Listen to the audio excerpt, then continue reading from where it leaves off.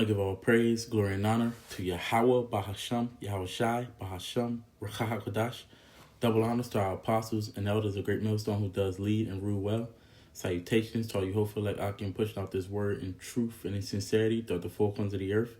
And sincere shalom also to you Akim and Aqua for listening and learning, preparing yourselves here in these last days. And to the entire household of faith, fighting this good fight of faith, I want to say shalom. This is your brother Daquar from the GMS DC camp. Come back at you another lesson. And I'm entitled this one, The Beast System is Being Set Up. I'm going to get a few articles, but mainly this thing is coming down the pike, man. This is a sign that was made a while ago, as you can see the site right there. But at the end of the day, this technology, all right, is all going to lead into the MOTB. And everything is heading towards that direction, man, because that's what they want to set up their new world order. As you can see right here, a new Novus Ordo Seclorum, a new world order. All right. And this is what's happening, man. If you paying attention to the news, if you being a watchman like you're supposed to be, all right, in these last days, hey, this is what's coming, man. All right. It's here, and it's soon going to be, like it says right here, it is currently being used and will soon be forced on all Americans, as it's written in the Bible. The whole world, man. As a matter of fact, you can see the scripture. I get it right here. It says, and he causeth all, Revelation 13:16, and he causeth all, both small and great, rich and poor, free and bond, to receive a mark in their right hand or in their foreheads, and that no man might buy or sell save he that had the mark or the name of the beast or the number of his name. And this the scriptures say that the hour of temptation is going to come upon all the world, and that's what's going to happen, man. The whole world. Now you got got Trump, got Elon Musk in his cabinet. He got all these people that wasn't really a part of government, now a part of his team, man. And it's all to forward that agenda. Okay, now let's get some articles here. Okay. The first one, all right, this was last month. It says Israel considering U.S. firm for biometric screening of Palestinians in Gaza. Our Israeli war cabinet discusses proposal for security firm describing itself as Uber for war zones to scrutinize aid. All right. Now she says that video right here. Gaza and on the largest refugee camp in Jabalia. The images coming from there are beyond imagination. In the latest reports, it seems like Israel is going to introduce biometric system to identify the future residents of the Gaza enclave. So they're going to introduce a biometric system, for the future residents, that's going to be there, man. All right. And it says, when you go into this article, they're going to consider a U.S. firm for biometric screening. So that's a part of that system. And we said, obviously it says buy and sell, but it's going to be used for what? A lot more different things, man. Tracking, all right, rationing, obviously currency, it's going to have all your information on it. The digital ID, your passport. All right, you remember ID 2020, okay? And you got this guy. This was 2 days ago. The brother, GMS Fear the Most High, he did a video on it. A little quick video, edifying. Tony Blair calls for a rollout of digital ID to tackle immigration. All right. This says the Independent. Let's get the one in Yahoo. All right. What the fuck?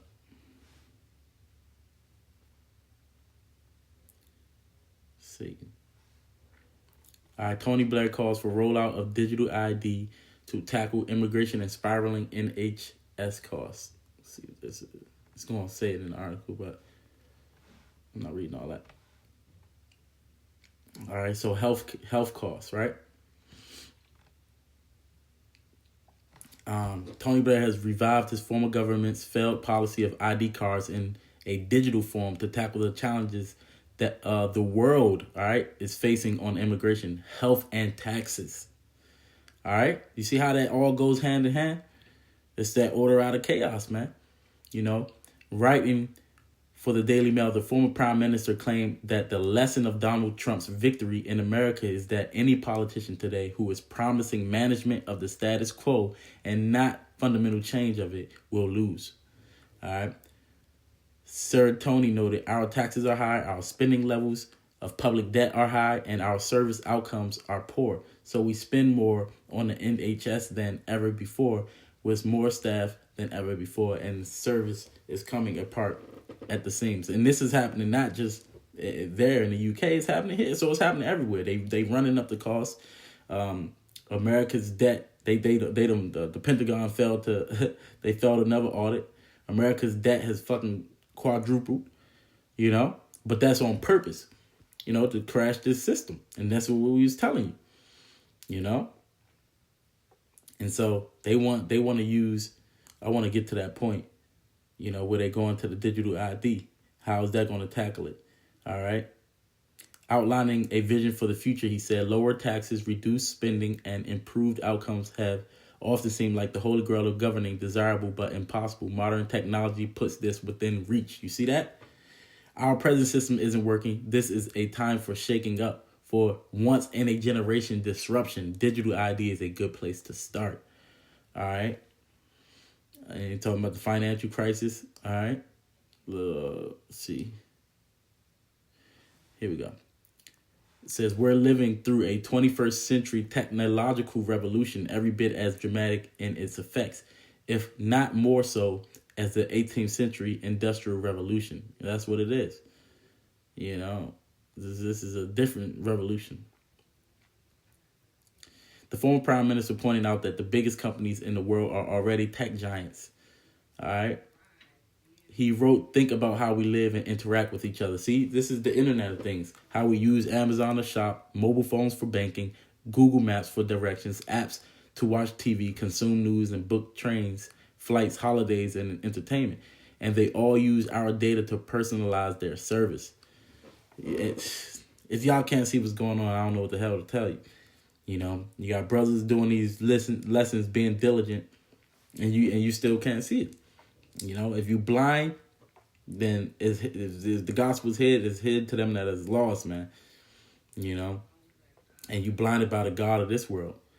It says, why is TikTok so successful? Because its algorithms establish your personal preferences so quickly and satisfy them with their content. How do they do that? By accumulating your data and using the services of a huge number of computer engineers to make those algorithms so effective. Arguing for digital ID, he admitted that the idea of it is scary because, people, the word, the gospel been out there, man, so they're afraid of it. But we encourage it because that's going to be how we get the hell up out of here, man, when they do it. When I say we encourage it, I don't encourage you to take it. I encourage them to bring it about because that's part of prophecy. But he went on. Imagine that all your health information was in one place, easy, with your permission for anyone in the health service to see, that your passport, driver's license, anything you need, your identity were on one simple digital wallet like they got on your phones, unique to you, that you could purchase and pay for any goods or services using your digital ID. Y'all think it's a game, man. Countries from Singapore to India to the UAE and Estonia are doing this now with huge amount of time and bureaucracy saved. See, they want to just bypass that. But now think of all the other problems of governing. One of the biggest challenges in immigration is the number of people here without permission, since there are multiple ways of entering Britain lawfully, but then staying unlawfully. And that's how, you got, when Trump, in America, they was talking about doing the biggest mass immigration, deportation, because the Biden administration was letting everybody in. This was all by design. That's that order out of chaos. It would allow us to track those without permission and incentivize. You see that? Without permission and incentivize people to not enter unlawfully or overstay because they know they will be discovered. ended up reading this whole damn thing. It says he claimed that it would cut benefit fraud, make online fraud harder, and it would yield for the government the reliable and accurate data needed to make informed policy decisions. The former prime minister added, around the world, governments are moving in this direction. Of the 45 governments we work with, I would estimate 3/4 of them are embracing some form of digital ID. Sir Tony pointed out that the president of the World Bank, Asia Banga, has said it is a top priority for the bank's work with leaders. He added, it is transforming drug discovery with a whole raft of new treatments, which will give us the chance to shift our healthcare system radically to prevention of disease rather than cure. And this is those miracles, man. If we used the potential of facial recognition, data, and DNA, we would cut crime rates by not small but game-changing margins. There are interactive education apps now available which could provide personal tutoring for pupils. Hey, look, man, this is a beautiful, beautiful thing. Now, look at this. You got citizens and states. How can digital ID and payments improve state capacity and effectiveness? This is from Center for Global Development. Check that out. You know, I'm not gonna read this whole article. We'll be here all day. All right, but you know, this is the article you can read. It's another one that I wanted to get. This one right here. Digital identification follow the carbon. This says how digital. This is from the World Economic Forum. It's one I was looking up. How digital tracing can reduce industrial carbon emissions. And this one is RFID, the top one. And this is what they want to do, man. You know, decarbonizing indirect greenhouse gas emissions from industry is a big challenge. Digital tracking and tracing of materials and goods effectively, reliably, and responsibly could help reduce emissions. Carbon emissions information must be detailed and easy to disclose if companies are to benefit from the competitive advantage that better end-to-end traceability can offer. And they're going to do that to you, you know? So look at this. It's all the same stuff, man. You know? Yeah. Yeah. You got to be able to see this, man. All right? Look, it's an effective tool against poverty. All right? Digital ID Bill 2023 and it's Australia. But you know they be using them a lot. And the digital ID, you know.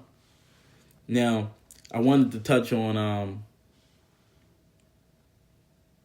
where is that at? This thing right here. This was the article that came out, I believe, 2 days ago, on Thursday, right? It says, Trump says the U.S. is going to do something great with crypto. Now, originally, Trump, he doesn't like CBDCs, all right? But he wants, but check this out. But he wants a crypto. Now, crypto is more for like investing, which I'll show you. But where's that article?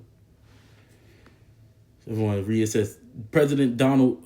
This is from CNBC.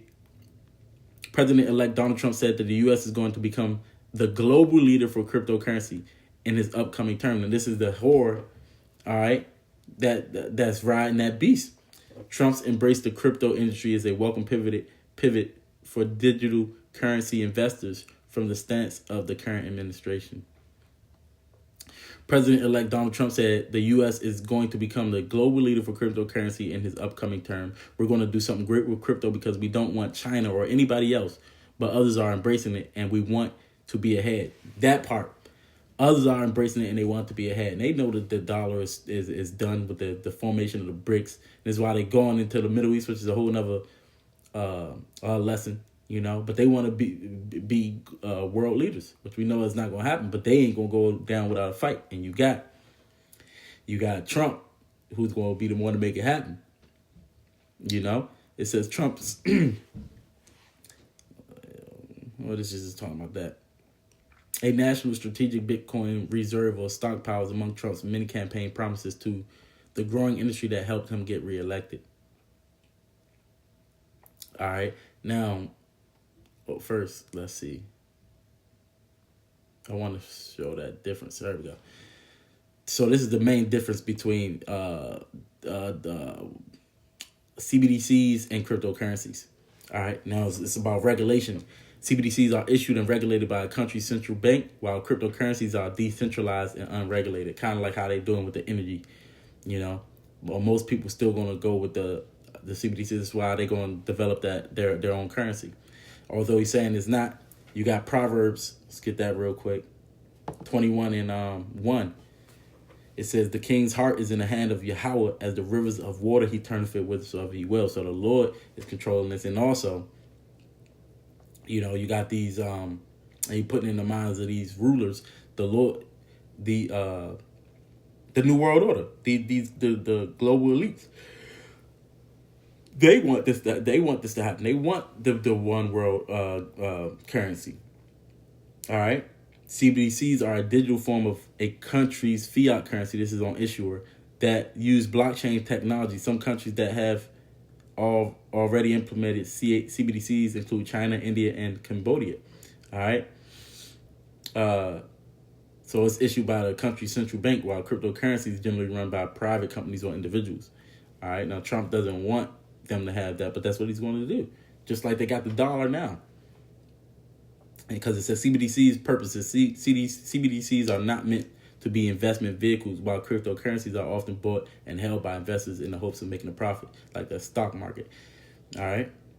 Value. CBDCs are worth the same as the country's physical fiat currency, while cryptocurrencies can be volatile and vary in price over short periods of time, which is why they're going to get this. They're going to have their currency. And they was trying to start that, I forget what the US pay thing was called, But it's going to come. Because it's going to be pushed over the whole world, man. All right, but this was Trump's thing, the control. CBDCs are centralized, meaning the central bank can manage and control them, while cryptocurrencies are decentralized and have no managing authority. All right? Now, he called it very dangerous. But this is what they're going to do, man.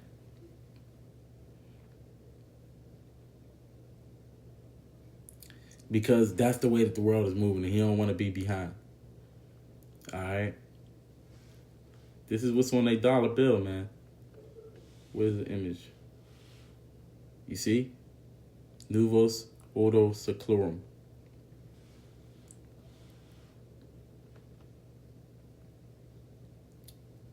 It says...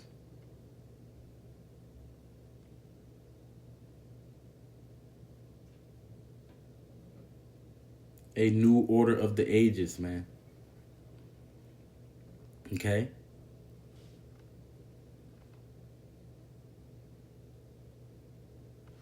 Why is this right